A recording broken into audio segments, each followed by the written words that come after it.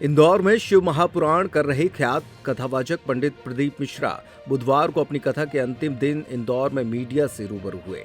यहां उन्होंने पत्रकारों के सवालों के जवाब दिए तो कई की जिज्ञासा भी शांत की। इंदौर प्रेस क्लब द्वारा आयोजित कार्यक्रम प्रेस से मिलिए में उन्होंने पत्रकारों द्वारा पूछे गए तमाम तरह के सवालों पर बेबाक जवाब दिए। शिव महापुराण कर मध्य प्रदेश ही नहीं बल्कि देश दुनिया में ख्याति प्राप्त कर चुके कथावाचक पंडित प्रदीप मिश्रा बुधवार को पत्रकारों से रूबरू हुए।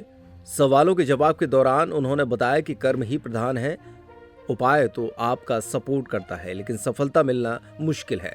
वहीं मंदिरों में वीआईपी दर्शन की व्यवस्था को लेकर पूछे गए एक सवाल में पंडित मिश्रा ने कहा कि भगवान के सामने छोटे बड़े सब समान होते हैं, चाहे वो गरीब हो या धनवान, लेकिन मंदिर में पैसा देकर दर्शन करने वालों में अहंकार का भाव आ जाता है। इसके लिए मंदिरों में वीआईपी दर्शन की व्यवस्था खत्म होनी चाहिए। इसको मजबूरी तो नहीं कहेंगे पर विश्वास जरूर कहेंगे। पहले हम जब जैसे एक बच्चे को मालूम पड़ जाए कि ये मेरी माँ है और एक बच्चे को मालूम पड़ जाए कि मेरी ये सौतेली माँ है, उस बच्चे को ये मालूम पड़ना चाहिए कि अभी तक मुझे जो पालन करा वो सौतेली माँ ने करा, पर अब जो सम्मुख में आई है वो मेरी माँ है।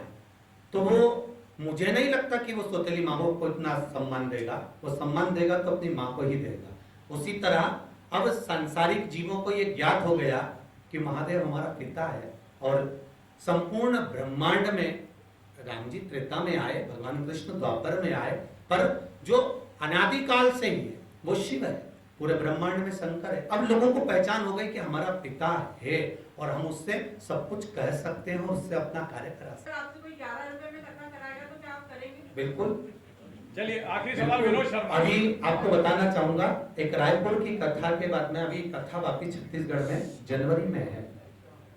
आप उसका घर बच्चे का देखेंगे जो झोपड़े में रहता है, कबीलों के मकान में रहता है, उसके पास में कुछ भी नहीं है, तो भी उसका दिल 3 दिन तक वो सीहोर रहा और 3 दिन उसने बाबा की खूब सेवा करी। जो भक्त लोग आते थे उनको पानी पिलाना करना, उसकी सेवा को देखकर उसको कथा दी है, जो कथा भी जनवरी फरवरी में है। चलिए विनोद जी।